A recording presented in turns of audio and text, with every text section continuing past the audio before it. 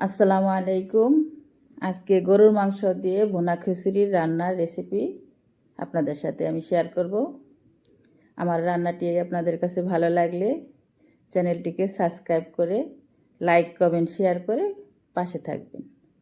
বিসমিল্লাহির রহমানির রহিম বলে আমি রান্না শুরু করলাম। প্রথমে আমি একটি চুলার মধ্যে প্যান বসিয়ে তেল দিয়ে দিলাম। তেলটা গরম হওয়া পর্যন্ত আমরা অপেক্ষা করব। এখন আমি একটা তেজপাতাকে 3 টুকরা করে দিয়ে দিলাম, কয়েকটা দারচিনি, 5টা এলাচ, 6টা লবঙ্গ দিয়ে একটু নাড়াচাড়া দিয়ে আমি একটু ভেজে নেব। এখন আমার মশলাটা ভাজা হয়ে গেছে। আমি এখানে 1 কাপ পরিমাণ পেঁয়াজ কুচি দিয়ে দিলাম।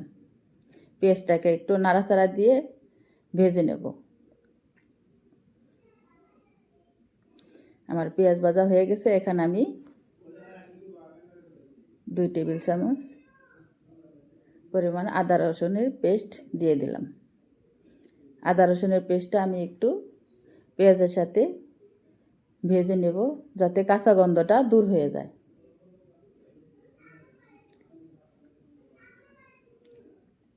পেঁয়াজ ভাজা হয়ে গেছে। এখন আমি একটু সামান্য পানি দিয়ে দিলাম, যাতে মশলাটা পুড়ে না যায়। এখন আমি এখানে 2 টেবিল চামচ হলুদের গুঁড়া দিয়ে দিলাম আর 3 টেবিল চামচ মরিচের গুঁড়া দিয়ে দিলাম। এখন আমি নাড়া দিয়ে হলুদ মরিচটা মশলার সাথে মিশিয়ে নেব।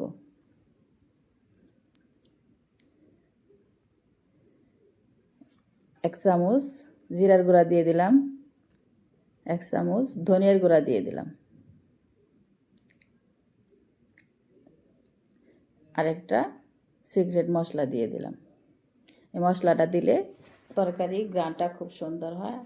আর পরিমাণ মতো লবণ দিয়ে দিব। আপনারা যে যার যার মতো লবণটা কমিয়ে বাড়িয়ে দিবেন, যার যার স্বাদ অনুযায়ী। এখন আমি মশলাটা একটু নেড়ে চেড়ে ভেজে নেব। আগে থেকে গরুর মাংসগুলা একটু ছোট করে কেটে ঝরিয়ে নিয়েছি। সেই মাংসটা আমি এখন দিয়ে দিলাম।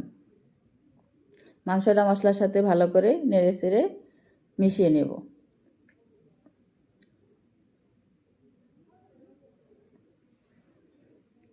এখন আমি একটা ঢাকনা দিয়ে ঢেকে দেব। ঢাকনাটা উঠিয়ে আমি আবার নাড়াচাড়া দিয়ে ভালো করে কষিয়ে নেব, যাতে নিচে লেগে না যায়।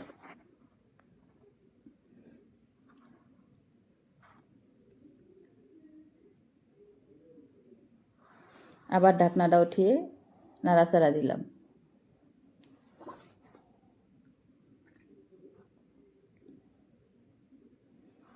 আমি এরকম করে 5 মিনিট পর পর মাংসটা ভালো করে কষিয়ে নিয়েছি। এখন আমি আগের থেকে চাউল, মসুরির ডাল, মুগ ডাল, মাসকলাইর ডাল একসাথে ধুয়ে পরিষ্কার করে ঝরিয়ে নিয়েছি। চাউলগুলা দিয়ে দিলাম। খিচুড়িতে একটু ডাল বেশি করে দিলে ভালো লাগে। আপনারা চেষ্টা করবেন মাসকলাইর ডাল, মুগ ডাল, মসুরির ডাল দেওয়ার জন্য। আমি এখানে 10-12টা কাঁচামরিচ কুচি করে নিয়েছি, সেটা দিয়ে দিলাম। আর আবার একটু লবণ দিয়ে দিলাম। প্রথমে তো আমি লবণ দিয়েছি শুধু মাংসের জন্য। এখন আমি খিচুড়ির চাউল দেওয়ার পরে আবার একটু লবণ দিয়ে দিলাম। এখন চালটা আমি মাংসের সাথে ভালো করে মিশিয়ে কষিয়ে নিব।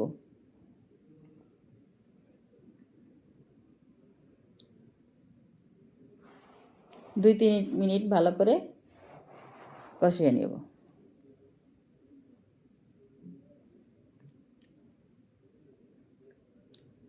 আবার চাউলটাকে একটু নাড়াচাড়া দিয়ে ভেজে নিব।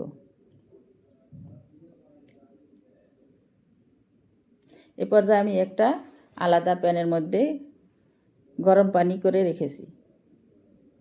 আপনারা সব সময় রান্নার মধ্যে গরম পানি ব্যবহার করবেন। আমার পাত্রটা ছোট হয়ে গেছে, তাই আমি আরেকটা পাত্রের মধ্যে দিয়ে দিলাম। গরম পানি দিয়ে দিয়েছি।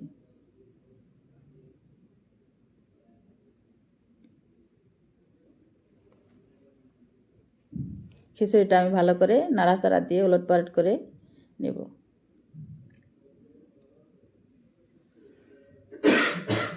গ্রান যা বের হয়েছে না, খুব সুন্দর একটা গ্রান বেরিয়েছে। খিচুড়ি কালারটা মাশাআল্লাহ অনেক সুন্দর হয়েছে। দেখতে যেরকম সুন্দর হয়েছে, খেতেও মাশাআল্লাহ অনেক সুস্বাদু হয়েছে। এখন আমি রান্না করা খিচুড়ি একটা প্লেটের মধ্যে বেড়ে আপনাদেরকে দেখাই দিতেছি। আসসালামু আলাইকুম ওয়া রাহমাতুল্লাহি বলে আমি শেষ করলাম।